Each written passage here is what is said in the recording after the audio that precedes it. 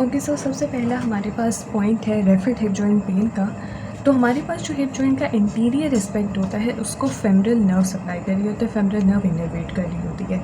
तो कोई भी किसी भी रीज़न की वजह से अगर interior aspect of hip joint में पेन होता है, ठीक है, that will involve the femoral nerve. तो ये जो पेन है interior aspect of hip joint में जो ओरिजिनेट हो रहा है, ये रेफ़र हो सकता है टू द इंटीरियर और मीडियल एस्पेक्ट ऑफ थाई में।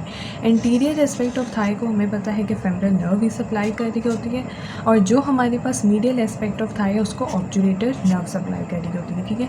तो अगर हमारे पास हिप जॉइंट के इंटीरियर एस्पेक्ट में पेन ओरिजिनेट होता है, that will refer to the interior aspect of the thigh because it is also innervated by the femoral nerve. इसी तरह जो हमारे पास इंफीरियर एस्पेक्ट होता है हिप जॉइंट का, तो उसको कौन सप्लाई कर रहा होता है? ऑब्जुरेटर नर्व, ठीक है। ऑब्जुरेटर नर्व इनर्वेट कर रही होती है। तो ऑब्जुरेटर नर्व जब इनर्वेट कर रही है तो वो एक तो medial aspect of the thigh को भी इनर्वेट कर रही होती है या नर्व सप्लाई कर रही होती है, और साथ ही साथ जो नी जॉइंट है उसको भी इनर्वेट कर रही होती है, ठीक है। तो अगर हिप जॉइंट के इंफीरियर एस्पेक्ट में पेन ओरिजिनेट हुआ है तो that will refer to the medial aspect of the thigh as well as in the knee joint. तो ये हमारे पास रेफर्ड हिप जॉइंट पेन है, यानी कि पेन बेसिकली एक जगह पे जो है वो एक जगह पे किसी भी वजह से ओरिजिनेट हुआ है, ठीक है। ऑस्टियोआर्थराइटिस हो सकती है, फ्रैक्चर हो सकता है वहाँ का, या और कोई टेंडरनेस हो सकती है। उसकी वजह से क्या है हमारे पास कि पेन जो है वो किसी दूसरी जगह पे फील हो रहा है, ठीक है। दूसरी जगह पे क्यों फील हो रहा है? क्योंकि जहाँ पेन जो है वो ओरिजिनेट हुआ है और जहाँ पे पेन फील हो रहा है, दोनों बेसिकली एक ही नर्व से इनर्वेटेड है। डैट्स वाई जो पेन है वो दूसरी जगह रेफ़र होता है, जहाँ से ओरिजिनेट हुआ है उसकी दूसरी जगह पे रेफ़र हो सकता है। जैसे कि यहाँ हमने 2 एग्जांपल्स देख ली हिप जॉइंट के रेफरेंस से। अच्छा, दूसरी बात आ जाती है हमारे पास हिप जॉइंट डिसलोकेशन की। तो hip joint dislocation basically 2 types की होती है, एक है कंजेनिटल और एक है ट्रॉमेटिक। जो कंजेनिटल है वो किस वजह से होती है? सबसे पहले तो ये बात है कि जो हमारे पास हिप जॉइंट होता है उसकी स्ट्रेंथ किस पे डिपेंड कर रही होती है। जो हमारे पास एसिटाबुलर जो कैविटी है जहाँ पे हमारे पास हेड ऑफ फीवर आर्टिकुलेट कर रहा होता है, ठीक है। अब ये हमारे पास आर्टिकुलेट सरफेस है किसकी? एसिटाबुलम की, जो कि बेसिकली पार्ट है हिप बोन का, और इसके साथ हमारे पास ये जो फीवर का हेड है that articulates and makes the hip joint, ठीक है। तो अब क्या होगा कि दोनों की फॉर्मेशन कंप्लीट होनी चाहिए, और ख़ास तौर पे जो एसिटाबुलम का अपर लिम्ब है वो वेल डेवलप्ड होना चाहिए, ठीक है। अपर लिम्ब की क्यों बात की है? क्योंकि इसमें बेसिकली हमारे पास जो लोअर पार्ट है इसका, ठीक है, वो क्या करता है? डेफिशिएंट होता है, ठीक है। लोअर पार्ट और डेफिशिएंट होता है इंफीरियरली, और क्या बनाता है? एसिटाबुलर नॉच बनाता है। तो बेसिकली हमारे पास बात ये है कि जो एसिटाबुलम का अपर लिप है वो वेल डेवलप्ड होना चाहिए। अगर ये वेल डेवलप्ड नहीं होगा तो हमारे पास जो हेड ऑफ फीमर है वो एसिटाबुलम में सही तरह से आर्टिकुलेट नहीं कर पाएगा। जब आर्टिकुलेट नहीं कर पाएगा तो ऑब्वियसली जो हिप जॉइंट है उसकी डिसलोकेशन हो सकती है, ठीक है। कोई भी ट्रॉमा पड़ा या जो है वो फोर्स पड़ी है बहुत ज़्यादा एक्सेस है, उसकी वजह से डिसलोकेशन हो सकती है। तो कंजेनिटली हमारे पास क्या ऐसी रीजंस हैं जिसकी वजह से हिप जॉइंट की डिसलोकेशन होती है? बेसिकली जो हमने अभी बात की कि एसिटाबुलम का अपर लिप वेल डेवलप्ड होना चाहिए, तो कंजेनिटली ऑब्वियसली क्या होगा कि एसिटाबुलम का जो अपर लिप है वो वेल डेवलप्ड नहीं है, वो किसी भी रीज़न की वजह से सही तरह से उसकी फॉर्मेशन नहीं हुई है, ठीक है। अब इस कौन सी ऐसी रीज़न्स है जिसकी वजह से इसकी फॉर्मेशन सही नहीं हो सकती? 3 रीज़न्स हैं जो कि हमारे पास गिवन है बुक्स में। एक तो सबसे पहले ये कि जो लिगामेंट्स हैं, ठीक है, जो सराउंड कर रहे हैं और स्ट्रेंथन कर रहे हैं हिप जॉइंट को, उनकी लैक्सिटी है, ठीक है, यानी वो लूजन है, वो स्ट्रेचिंग पावर नहीं दे पा रहे हैं और हिप जॉइंट की स्टेबिलिटी में अपना रोल प्ले नहीं कर पा रहे हैं, जिसकी वजह से क्या है कि कंजेनिटली हिप डिसलोकेट हो गया, ठीक है। इस केस में हमारे पास एसिटाबुलम का लिप अगर ज़ाहिरी बात है अगर वेल डेवलप भी हो, तब भी अगर लिगामेंट्स जो है वो अपनी फोर्स प्रोवाइड नहीं कर रहे, अपनी जो है वो स्ट्रेंथन नहीं कर रहे हैं हिप जॉइंट को, तो डिसलोकेट हो सकता है। और अगर इस केस में क्या हो कि एसिटाबुलम का जो अपर लिप है वो वेल डेवलप ना हो, वो भी डेफिशिएंट हो, और साथ साथ जो लिगामेंट्स हैं वो भी उनकी भी लैक्सिटी हो, तो ऑब्वियसली हमारे पास बहुत ज़्यादा चांसेस होते हैं हिप जॉइंट डिसलोकेशन के।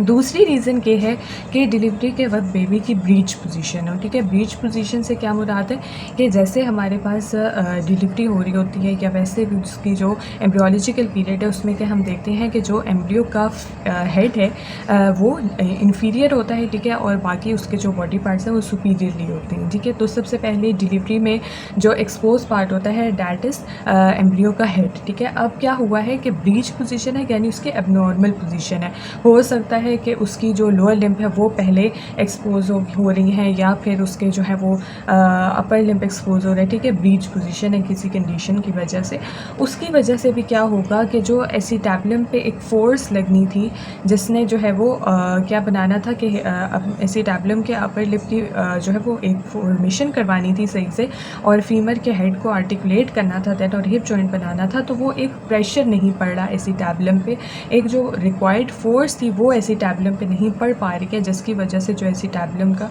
अपर लिप है वो डेफिशिएंट रहेगा और वो एम्ब्रियो में सही तरह से फॉर्म नहीं हो पाएगा, जिसकी वजह से उसके चांसेस होंगे हिप जॉइंट डिसलोकेशन के। और तीसरी जो हमारे पास रीज़न है डैट इज़ कि एसीटैबुलम जो है शैलो। अब हमारे पास अगर ये देखें हम, ये जो एसीटैबुलम है, ठीक है, ये एसीटैबुलम पूरा जो आ रहा है, ठीक है, ये एक कर्व्ड पोजीशन पे है और ये काफ़ी ज़्यादा डीप है, ठीक है, ताकि क्या हो कि जो हमारे पास स्फेरिकल हेड ऑफ फीमर है वो सही से आर्टिकुलेट कर सके। जब ये शैलो होगा और सही तरह से इसकी फॉर्मेशन नहीं हो पाएगी तो क्या होगा कि हेड ऑफ फीमर सही से अपना जो है वो हमारे पास जॉइंट नहीं बना पाएगा विद द एसीटैबुलम, और ज़ाहिरी बात है कि जब वो नहीं बना पाएगा तो हिप जॉइंट की डिसलोकेशन होगी। अब इस केस में जब हमारे पास अपर लिप फॉर्म नहीं हुआ है तो ये शैलो रह गया, ठीक है, शैलो रह गया तो ऑब्वियसली उसका अपर लिप फॉर्म नहीं हुआ है, तो क्या होगा ये कि जो हेड का जितना पार्ट आर्टिकुलेट करता है नॉर्मली एसीटैबुलम के साथ वो आर्टिकुलेट नहीं कर पाएगा। हो सकता है कि ये इतना सा हो, मतलब कि अगर मैं बताऊं, अब जैसे फॉर एग्ज़ाम्पल ये नॉर्मली एसीटैबुलम है और ये हमारे पास हेड ऑफ फीमर जो है वो आर्टिकुलेट कर रही है, ठीक है, यहाँ ये डीपन भी है और सही तरह से फॉर्म भी है और ये आर्टिकुलेशन भी बिल्कुल ठीक है। अब क्या है कि एसीटैबुलम शैलो है, ठीक है, कुछ इस तरह से, तो क्या होगा, अब पहले इतना पार्ट जो फीमर का हेड का है वो आर्टिकुलेट कर रहा था नॉर्मली, लेकिन इस केस में क्या होगा, जो फीमर का हेड होगा आर्टिकुलेटिंग पार्ट वो सिर्फ इतना सा रह गया, इतना सा। अब इतने से और इतने में कितना फ़र्क है कि हमारे पास हेड और फीमर सही से आर्टिकुलेशन ही नहीं कर पा रहे एसीटैबुलम के साथ, जिसकी वजह से जॉइंट वीक है और ये क्या होगा इसमें कि हिप जॉइंट डिसलोकेशन हो जाएगी, ठीक है। ओके, नेक्स्ट हमारे पास है जो सेकंड टाइप थी ट्रॉमेटिक हिप जॉइंट डिसलोकेशन। अब ट्रोमेटिक में भी बेसिकली आगे 3 टाइप्स आ जाती हैं। एक तो हमारे पास है पोस्टीरियर डिसलोकेशन, एंटीरियर डिसलोकेशन और सेंट्रल डिसलोकेशन। ये किस हिसाब से हमने डिवीज़न की हुई है या टाइप्स में डिवाइड किया हुआ है कि जिस हिसाब से जो हेड ऑफ फीमर है वो with relation to the hip bone dislocate हो रहा है। पोस्टीरियरली उसके डिसलोकेट होगा तो पोस्टीरियर डिसलोकेशन है ऑब्वियसली, एंटीरियरली होगा तो एंटीरियर डिसलोकेशन है।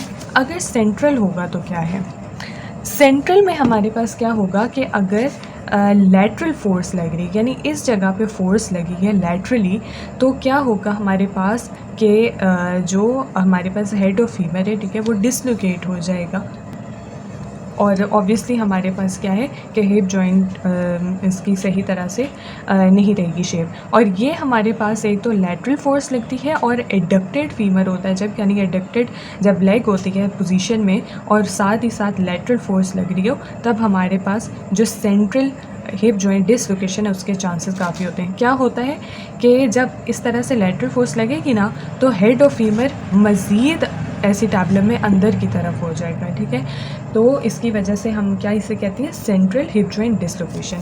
अगर पोस्टीरियर हिप जॉइंट डिसलोकेशन की बात करें तो यहाँ पे जैसे इस फिगर में नज़र आ रहा है, अब इस केस में जो इसकी लेग है, ठीक है, ये गाड़ी में बैठा हुआ है और इसकी लेग किस पोजीशन पे है, फ्लेक्स्ड है, एडक्टेड है और इंटरनली रोटेटेड है।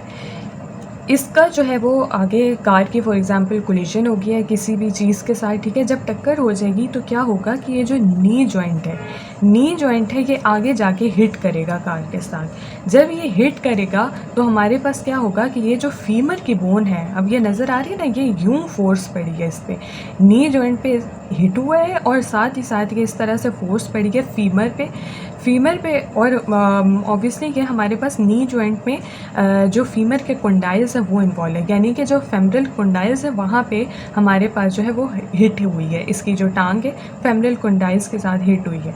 तो क्या हुआ है कि ये फोर्स ट्रांसमिट हुई और इसकी वजह से क्या हुआ कि जो हमारे पास हेड ऑफ फीमर है वो डिसलोकेट होकर पोस्टीरियरली चला गया है, हिप जॉइंट के पोस्टीरियरली चला गया है। तो इसको हम क्या कहते हैं, पोस्टीरियर हिप जॉइंट डिसलोकेशन। अब ये बेसिकली यहाँ पे होना चाहिए था नॉर्मल हेड ऑफ फीमर ऐसी टैबलेट में, लेकिन ये इस इधर आ गया, पोस्टीरियरली आ गया, इस पोजीशन में जो है वो डिसलोकेट हो गया है। That is basically known as the posterior hip joint dislocation. और ये ज़्यादातर इसी तरह की जो कार एक्सीडेंट्स हैं उसमें कॉमन होता है।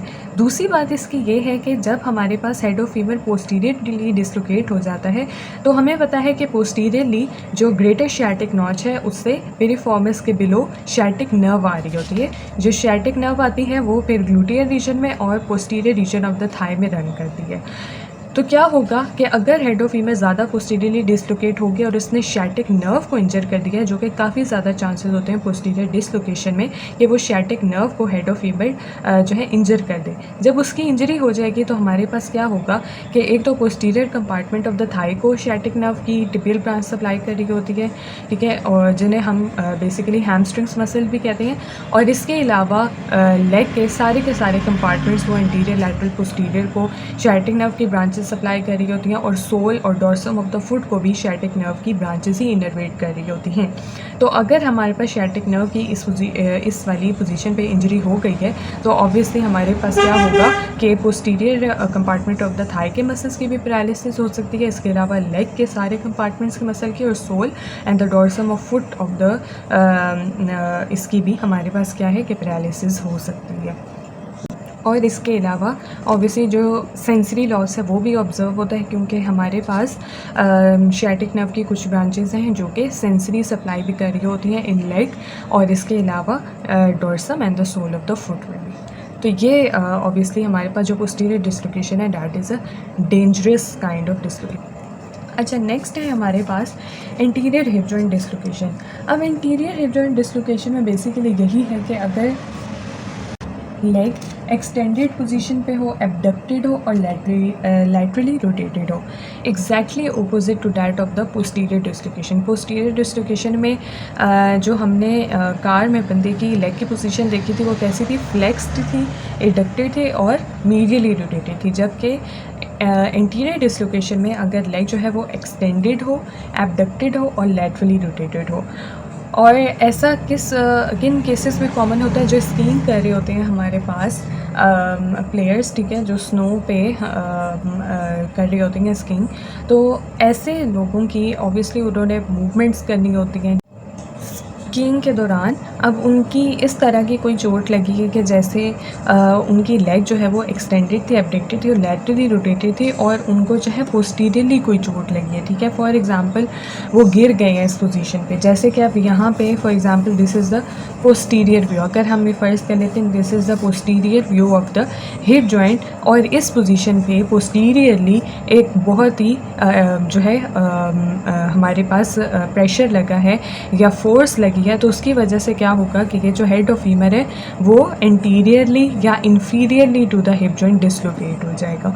तो that is the anterior hip joint dislocation, ठीक है। लेकिन इस केस में लेग क्या थी, एक्सटेंडेड, एबडक्टेड और लैटरली रोटेटेड थी और इस केस में पोस्टीरियरली फोर्स लगी है, जिसकी वजह से जो हेड ऑफ फीमर है वो एंटीरियरली या inferior to the hip bone dislocate हो गया है। ओके, देन नेक्स्ट है हमारे पास हिप जॉइंट स्टेबिलिटी और ट्रेंडलेनबर्ग साइन। हमने ट्रेंडलेनबर्ग की पहले बात कर चुके हैं कि पॉजिटिव ट्रेंडलेनबर्ग साइन क्या होता है। सिंपली इस केस में 2-3 बातें हैं जो इसमें एडिशनल है। वो क्या है कि जो हिप जॉइंट की स्टेबिलिटी है, जब एक बंदा अपने फुट पे खड़ा होता है ऑन द ग्राउंड, ठीक है, और अपनी लेग को रेस कर रहा होता है above the ground such as in walking, तो उस केस में जो हिप जॉइंट की स्टेबिलिटी का वो 3 फैक्टर्स पे डिपेंड कर रही होती है। सबसे पहले तो ये है कि उसका जो ग्लूटियस मीडियस और ग्लूटियस मिनिमस मसल है वो नॉर्मली फंक्शन कर रही हूँ। क्योंकि उन्होंने एक तो एबडक्शन भी करवानी है थाई की एट द हिप जॉइंट, दूसरी बात ये है कि पेल्विस को स्टेबलाइज करना है, टिल्ट होने से बचाना है, ठीक है। अगर ये वाली लेग रेस है तो इसका जो पेल्विस है वो स्टेबलाइज करना है, गिरने नहीं देना, टिल्ट नहीं होने देना, डिप नहीं होने देना, ठीक है। अब जैसे ये है कि नॉर्मल गेट है, इस केस में इसका जो ग्लूटियस मीडियस और मिनिमस मसल है वो नॉर्मली फंक्शन कर रही है, जिसकी वजह से जब इसने अपनी राइट लेग को उठाया उसकी वजह से क्या है कि पेल्विस इसका नीचे की तरफ टिल्ट नहीं हुआ बल्कि ये स्टेबलाइज हो गया, जिसकी वजह से वो सही से वॉक कर रहा है। जबकि अगर हम यहाँ देखें, अच्छा यहाँ पर बात करते हैं, ठीक है। एक फैक्टर क्या होगा कि ग्लूटियस मीडियस और मिनिमस नॉर्मली फंक्शन कर रही हूँ। दूसरा ये है कि हेड ऑफ फीमर नॉर्मली एसिटैबुलम में लोकेटेड हो, आर्टिकुलेट कर रहा हो, ठीक है, उसकी कोई डिसलोकेशन ना हो, ठीक है, आइदर कंजेनिटली और ट्रोमेटिकली। देन तीसरा फैक्टर ये है कि जो नेक ऑफ फीमर है वो शाफ्ट ऑफ फीमर के साथ नॉर्मल एंगल बना रही हो। तो बेसिकली हमारे पास जो नेक ऑफ फीमर और शाफ्ट है, हमें पता है कि जो फीमर है वो बॉडी में ऑब्लिकली प्लेस होती है, वर्टिकली प्लेस नहीं होती। तो इसलिए जो नेक ऑफ फीमर और शाफ्ट है उसके दरमियान एक एंगल होता है, that is 120 degrees in adult, ठीक है। ये एंगल नॉर्मल होगा तभी हमारे पास जो हिप जॉइंट है वो नॉर्मली फंक्शन कर पाएगा और वॉकिंग सही तरह से हो पाएगी, ठीक है। तो ये 3 फैक्टर्स हैं जिसकी वजह से जो ये वाली है, ये नॉर्मल जो वॉकिंग है, ये इन 3 फैक्टर्स की बेस पे होती है। अगर इनमें से कोई फैक्टर भी डिफेक्टिव हो, ठीक है, अगर ग्लूटियस मीडियस या मिनिमस मसल जो है उनकी पैरालिसिस हुई हुई है, सुपीरियर इन्फीरियर ग्लूटियल नर्व की इंजरी हुई हुई है जिसकी वजह से इन मसल्स की पैरालिसिस हो गई है, या हेड ऑफ फीमर जो है नॉर्मली जॉइंट नहीं बना रहा है एसिटैबुलम के साथ, या फिर जो नेक और शाफ्ट ऑफ द फीमर के दरमियान नॉर्मल एंगल है वो नॉर्मल नहीं है, ज़्यादा है या कम है, वो भी हमने देखा था कॉक्सा वेरा और कॉक्सा बेल्गा किन किन केसेस में होता है। तो इस तरह की कंडीशन है तो उस केस में क्या होगा, पॉजिटिव ट्रेंडलेनबर्ग साइन। अब यहाँ पे हम देख सकते हैं कि इसने जब अपनी राइट लेग को उठाया तो इसका ऑब्वियसली क्या था, राइट लेग का जो पेल्विस है वो नीचे की तरफ टिल्ट हो गया। क्योंकि जो इसके लेफ्ट लेग का ग्लूटियस मीडियस और मिनिमस मसल था उनकी पैरालिसिस हुई थी, वो नॉर्मली फंक्शन नहीं कर पा रहे थे, जिसकी वजह से उन्होंने पेल्विस को स्टेबलाइज नहीं किया, ठीक है, और पेल्विस जो है वो टिल्ट हो गया। इस केस में हमने जो है वो कुछ गेट्स भी पढ़ी थी कि जो ट्रेंडलेनबर्ग साइन शो करते हैं उनकी कैरेक्टरिस्टिक गेट्स होती हैं। सबसे पहले तो ये टिल्टिंग ऑफ पेल्विस ही होती है, बाकी 3 हमने देखी थी कि वेटलिंग गेट होती है, और इसके अलावा स्विंग आउट गेट है, और इसके अलावा जो थर्ड वन स्टेपेज गेट, ठीक है, हाई स्टेपेज गेट होती है। तो वो अब मैं डिटेल पे नहीं जा रही क्योंकि वो ऑलरेडी कर चुके हैं। ये था हमारे पास hip joint stability associated with the normal walking, और इनमें कोई भी फैक्टर अगर डिफेक्टिव हो तो ट्रेंडलेनबर्ग साइन होता है। देन है हमारे पास हिप जॉइंट की आर्थराइटिस हो जाए तो क्या होगा। अब अगर हिप जॉइंट आर्थराइटिस है तो सबसे पहले तो हमारे पास जो जॉइंट है, जो हेड ऑफ फीमर है, वो अपने आप को इस तरह से प्लेस करने की कोशिश करेगा जहाँ पे उसे एक लार्ज कैपेसिटी मिल जाए और जो एक्सेसिव फ्लूइड है वो एक्यूमुलेट हो जाए, ठीक है। अब वो एकोमोडेशन किसी भी तरह से हो सकती है, ठीक है। अब वो फ्लूइड जो है जिस डायरेक्शन में जा रहा है, ठीक है, जहाँ पे उसको स्पेस मिल रही है वो तो वहाँ पे जा रहा है, ठीक है। लेकिन हेड ऑफ फीमर क्या करेगा, अपने आप को इस तरह से रीपोजिशन करने की कोशिश करेगा कि जो है जो हमारे पास फ्लूइड है जिसने वो जगह ले ली है, ठीक है, एक तो जो ये हेड ऑफ फीमर है फिर उसको रूम मिल जाए थोड़ा सा आर्टिकुलेट करने के लिए, और इसके अलावा जो पेन है उसको भी रिड्यूस करने के लिए इस पॉइंट पे ऐसे पोजीशन पे लोकेट करने की कोशिश करेगा जहाँ पे ये सारी कंडीशन जो है वो रिड्यूस हो जाए। तो ऑस्टियोआर्थराइटिस में बेसिकली क्या होता है कि पेन और स्टिफनेस फील होती है एट द हिप जॉइंट, और हमारे पास दूसरी बात ये है कि अगर पेन ओरिजिनेट हुआ है हमारे पास हिप जॉइंट पे तो it can be referred to the knee joint as well and interior medial aspect of the thigh as well due to the hip joint referred pain. और दूसरी बात ये है कि इस केस में यानी ऑस्टियोआर्थराइटिस में जो वही कंफर्टेबल पोजीशन वाली बात है, या जो अभी मैंने फीमर की रिपोजीशन होने वाली बात की, तो वो किस पोजीशन पे जाता है हमारे पास? फ्लेक्स्ड, एडेप्टेड और एक्सटर्नली रोटेटेड पोजीशन पे। इस पोजीशन पे जो हेड ऑफ फीमर अपने आप को जो है वो स्टेबलाइज करने की कोशिश करते हैं ताकि पेन कम से कम हो, और जो फ्लूइड एक्यूमुलेट हो गया है, ठीक है, उसको भी तो उसने रूम देना है ना, सारी बात है, वो हो जा रहा है एक्यूमुलेट, तो इसको वो रिड्यूस तो नहीं कर सकता, लेकिन क्या कर सकता है, रूम दे सकते हैं, ठीक है। तो इस केस में हमारे पास यानी ऑस्टियोआर्थराइटिस में पोजीशन क्या होगी हमारे पास? फ्लेक्स्ड, एडेप्टेड और एक्सटर्नली रोटेटेड। अच्छा, एक जो हमारे पास लास्ट चीज़ थी कि नेक ऑफ फीमर का अगर फ्रैक्चर हो जाए, ठीक है, तो ऑब्वियसली क्या होती है कि हेड ऑफ फीमर की नेक्रोसिस हो जाती है, एवेस्कुलर नेक्रोसिस हो जाती है। तो वो डिस्कस कर चुके थे, अगर नेक ऑफ फीमर का फ्रैक्चर हो जाता है तो हमारे पास जो acetabular branches of the obturator artery हैं वो डैमेज हो जाती हैं, जो कि कैप्सूल के बीनीथ रन करके हेड ऑफ द फीमर को सप्लाई कर रही होती हैं। तो ये वाली बात हम कर चुके हैं।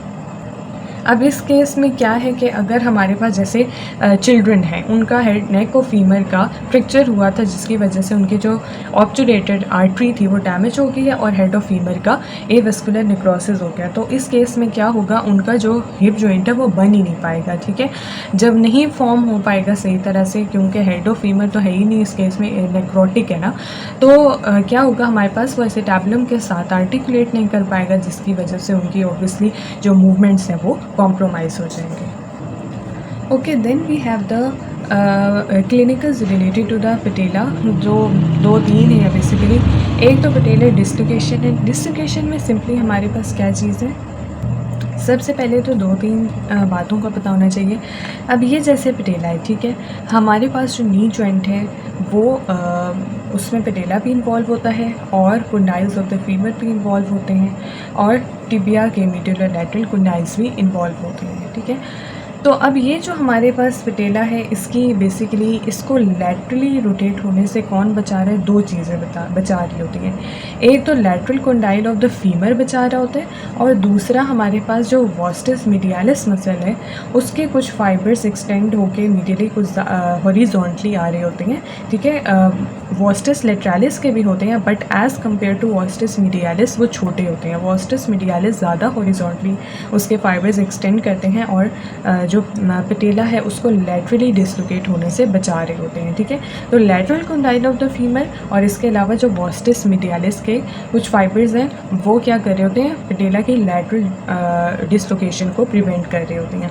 अब क्या है हमारे पास कि कंजेनिटली भी और ट्रॉमेटिकली भी हमारे पास पटेला की डिसलोकेशन हो सकती है। कंजेनिटली किस वजह से है कि अगर जो लैटरल कोंडाइल ऑफ फीमर है वो सही तरह से फॉर्म नहीं हुआ है, तो उसकी वजह से क्या होगा कि पटेला जो है लैटरली डिसलोकेट हो सकता है। जैसे कि हमने देखा था कि एसिटाबुलम का जो लिप है वो सही तरह से फॉर्म ना हो तो हिप जॉइंट डिसलोकेशन हो सकती है। इसी तरह जो हमारे पास lateral condyle of the femur है अगर सही तरह से फॉर्म ना हो तो पटेला की लैटरल डिसलोकेशन हो सकती है। इसके अलावा हमारे पास क्या चीज़ है, ट्रॉमेटिक किस तरह से हो सकती है कि ऑब्वियसली कोई ट्रॉमा लगा है नी जॉइंट पे, जिसकी फॉल इस तरह से हुआ है कि नी जॉइंट के बल पे गिरा है बंदा और पटेला पे उसकी जो है वो फोर्स एक्सर्ट हुई है, उसकी वजह से भी डिसलोकेशन हो सकती है, ठीक है। और ख़ास तौर पे ये जो क्वाड्रिसेप्स टेंडन की इंसर्शन जो हो रही है, जो यहाँ पे नज़र भी आ रहे हैं क्वाड्रिसेप्स टेंडन जो कि पटेला में इंसर्ट हो रही है, तो इनकी भी जो है स्नैपिंग की वजह से पटेला की डिसलोकेशन पॉसिबल है, ठीक है। तो ये तो हमारे पास डिसलोकेशन थी, और इसी तरह फ्रैक्चर भी होता है, ठीक है। ऑब्वियसली कोई फॉल हो गया है या जैसे कि कार एक्सीडेंट हमने देखा था पोस्टीरियर डिसलोकेशन पे, तो पटेला पे अगर हिट हुई है तो ऑब्वियसली इसका फ्रैक्चर हो सकता है। और फ्रैक्चर लाइन जो है वो ट्रांसवर्स होता है, यानी यूँ ट्रांसवर्सली जो है वो फ्रैक्चर होता है। दूसरी बात यह है कि नी अगेन फ्लेक्स्ड पोजीशन पे होता है जब हमारे पास इसकी जो है वो फ्रैक्चर होता है। तो ये 2-3 चीज़ें थी, और इसके अलावा तीसरी हमारे पास आ जाती है पेटेलोफेमरल सिंड्रोम। बेसिकली इस सिंड्रोम को हम रनर्स नी भी कहते हैं। रनर्स नी क्यों कहते हैं? जो लोग ज़्यादा रनिंग करते हैं, ठीक है, कॉन्टीन्यूस रनिंग की वजह से क्या होता है, रिपीटेटिव माइक्रो ट्रॉमा पड़ता है, ठीक है, मूवमेंट्स की वजह से पटेला पे। तो इसकी वजह से क्या है कि पेन फील होता है इस जगह पे। और पेटेलो-फेमरल हम क्यों कह रहे हैं कि अगर हमारे पास अगेन वही बात है कि लैटरल कंडाइल और पेटेला की सही तरह से ट्रैकिंग ना हुई हो, सही तरह से जॉइंट ना बना हो, तो उसकी वजह से भी क्या होता है कि जो हमारे पास जब रेपिटेटिव ट्रॉमास पड़ते हैं, ठीक है, इन केस ऑफ रनिंग या कोई हमारे पास ट्रॉमा हो गया, ठीक है, हिट हो गई है, कोलिजन हो गई है, ठीक है, जिसकी वजह से क्या है कि पेटेला पे फोर्स एक्सर्ट हुई है, इस केस में भी हमारे पास क्या पेन होता है। तो इस वजह से हम क्या कहते हैं, पेटेलो-फेमरल सिंड्रोम है with relation to the femoral lateral condyle of the femur, ठीक है। ये बात हो गई। दूसरी बात ये है कि दो बातें बताई ना। एक तो रनर्स नहीं क्यों हम कहते हैं, क्योंकि हमारे पास क्या है कि कॉन्टीन्यूस रनिंग की वजह से रेपिटेटिव माइक्रो ट्रॉमास पड़ रहे हैं, उसकी वजह से पेन फील हो रहा है। दूसरी वजह क्या है पेटेलो-फेमरल सिंड्रोम की, कि हमारे पास जो lateral condyle of the femur है वो सही तरह से आर्टिकुलेट नहीं कर रहा विद द पेटेला, या तो वो अंडर डेवलप भी हो सकता है, ठीक है, या कोई और रीज़न हो सकती है, उसका फ्रैक्चर हो सकता है, ठीक है। तो कोई भी रीज़न हो सकती है जिसकी वजह से वो नॉर्मली आर्टिकुलेट नहीं कर रहा और उसकी वजह से भी हमारे पास पेन फील हो रहा है। दूसरी वजह यह है कि अगर ऑस्टियोआर्थराइटिस हुई है फीमर की, ठीक है, और उसकी वजह से भी हमारे पास जो पेटेला है उसमें पेन फील हो सकता है। तो ये हमारे पास तीन जो है कैरेक्टरिस्टिक कॉजेज़ हैं पेटेलो-फेमरल सिंड्रोम की। और बस ये बात याद रखनी है कि पेटेलो-फेमरल सिंड्रोम को हम रनर्स नहीं भी कहते हैं। So that was all about the clinicals related to the hip joint.